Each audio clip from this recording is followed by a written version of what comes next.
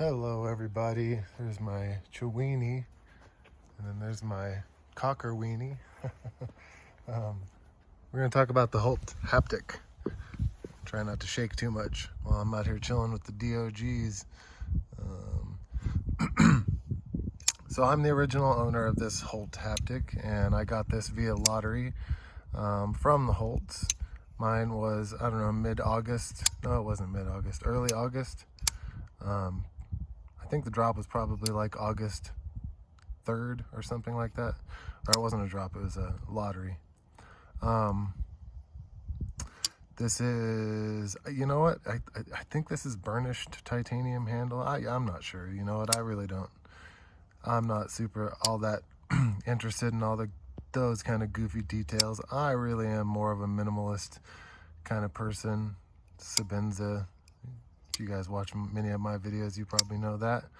But I just had to try this thing out. I love the Shiragoras I've had in the past. I have had that issue with the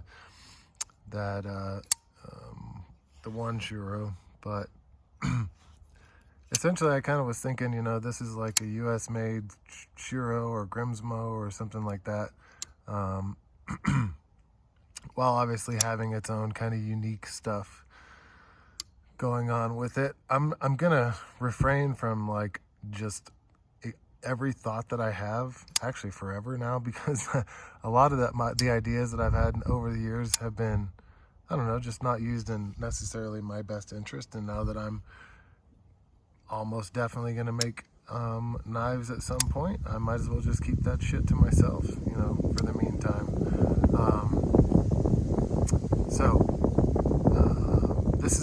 This one was, you know, it's like mid-range, I guess. You know, I don't even know what the starting price is, but I went for the most simple one that they had available.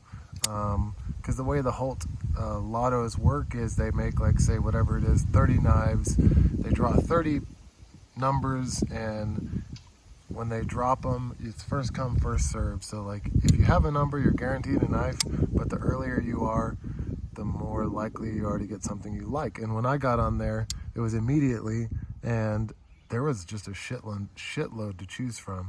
And this is the one I chose. It would have been my first choice either way, because I wanted it to be as simple as possible. And this thing was about, I don't really remember, it was in the 900s, so we'll just say like 950-ish, something like that. A lot of people will say, and this is true for me, first impression is kind of like, ooh, the liner makes such a crazy noise with this knife. I think there's one video out there where the guy's just like, I love the sound, but I think everybody else is just like, I do not like the sound. And I would say that I just can't believe somebody would like the sound. It is odd. I've gotten used to it. You know, I have pretty much EDC'd this knife. I don't carry it, you know, every day at work, but I carry it at some point in the day, every single day, for sure. And so I would call it broken in. You know, it's definitely a user. I've actually even dropped it on the cone crit, if I could find out. It actually surprisingly just made the tiniest little mark. Where was it? It's on there somewhere, but I did drop this thing. And to be honest, oh, there it is. These marks right there. And that's all that happened. One of the only hits that I personally would give this knife, like for me, is, you know, it's just too damn flashy. Like I definitely don't like the flashier pivots. I would love, this was the most simple pivot that they offered, and that's one of the reasons why I chose the whole damn knife, to be honest with you, is like I didn't want the fancier pivots. I just don't like the way they look. Other than that, you guys, if you're watching this video, I'm guessing you've watched other Holt Haptic videos.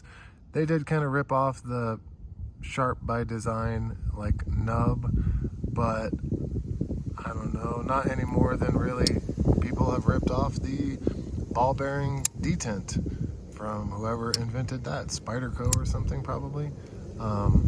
So I don't know. I just feel like that's the next step in liner and frame lock, manufacturing. I don't think, obviously, for a frame lock, it would have to be a lock bar insert to be able to machine it in that way. But, and then of course it has the adjustable detent. I have not adjusted this one at all. It has a really great detent on it, absolutely perfect. But yeah, no nitpicks. So I mean, it's relatively flawless. I mean, this thing is, I personally wouldn't ask any more of it.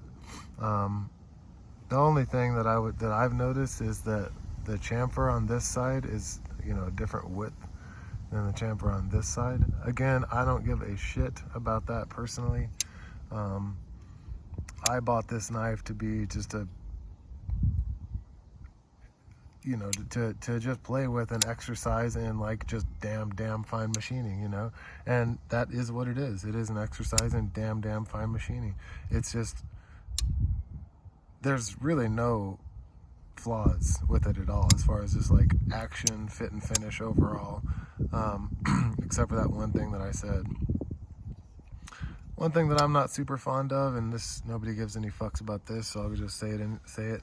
It has too many parts, I think. I just, it is what it is. I just don't like all the parts. Like, the back spacer is like one screw on each side. Well, I guess two screws on each side, so 4 screws, then 2 little tubes in there, and then a back spacer that's just sandwiched between the scales.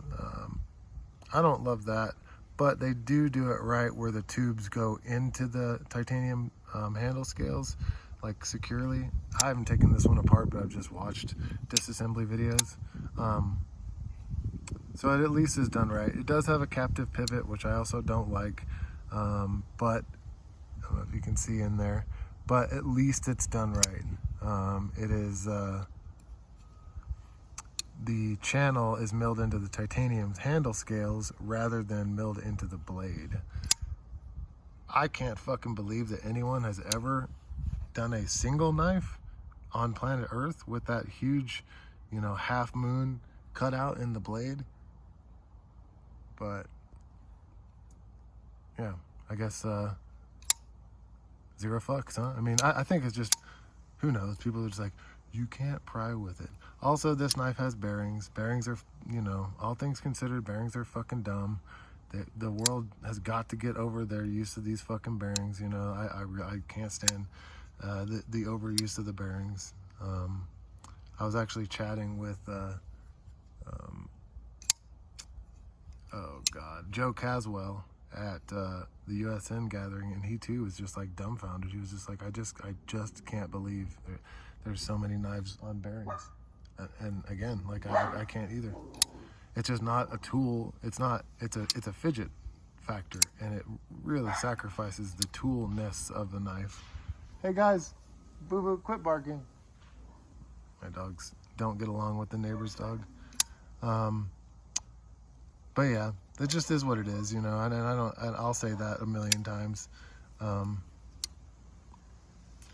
What else? The liner lock thing is pretty interesting. I can't say whether I love it or hate it. I mean, most people watching this video would know that one of the great things about it being a liner lock is it frees up this whole scale to be like just handle, where you don't have to be like, well, don't touch this part while you're doing this, and make sure you don't do that while you're doing this, because you're not ever going to be pressing on it. So I like it.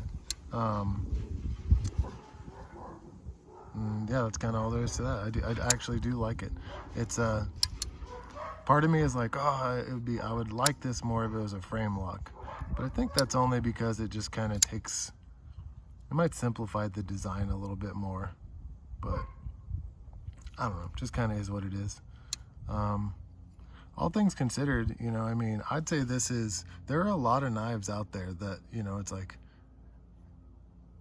just having been to like Blade Show now, and I went to the USN gathering, and just playing with a lot of these knife makers' knives, I mean, it's like, I play with $2,000 knives that I'm like, it's not there. Like, I mean, have you held a Sebenza? I mean, like, have you you know, what is your yardstick to this $2,000? You know, and then there are knives that are $500 and I'm just like, it's not there, you know, and like, and this knife is like about $1,000 and it's there, you know. It's, in my opinion, just gauging off of like basically everything that I've handled in my, you know, just the few and also not so few knives that I've handled, I'd say this is $1,000 all day. It's like, yeah, you know, I guess the Chinese can make a knife of this quality for $400, but I don't know. I sure would rather spend $1,000 and feel like I've got, you know, some USA customer service on my side. It's just worth that extra. It's worth double the price for me. Supporting my neighbors, friends, and family is worth the extra price. You know, where I just like sending that money across the world to God knows who, and covering all the fucking goofy ass expenses to make that happen on top of that is just like not something I'm interested in. So put that in your pipe and smoke it. Anyway, I really like the knife. There's nothing really that I can say bad about it, except for just saying things that I would say bad about a lot of the knives that are, you know, popular. But this is gonna continue to be a, you know, like an easy user for me, like something I'm not gonna shy away from using, but at the same time, it's not gonna be my workhorse. You know, like the knife that I carry almost all day, every day is this small Sebenza, and this is a fantastic knife. I mean, why would I? And not only that, I have you know, fucking 8 more of these. So why would I carry my, you know, $1,000 Holt and, you know, bang it up and cut dumb shit with it when I can do it with one of my other knives that's just a damn good knife as well. But anywho, that's basically it, guys. Palabra tu madre. Don't let your meatloaf. Hey, Banksy. That's my buddy.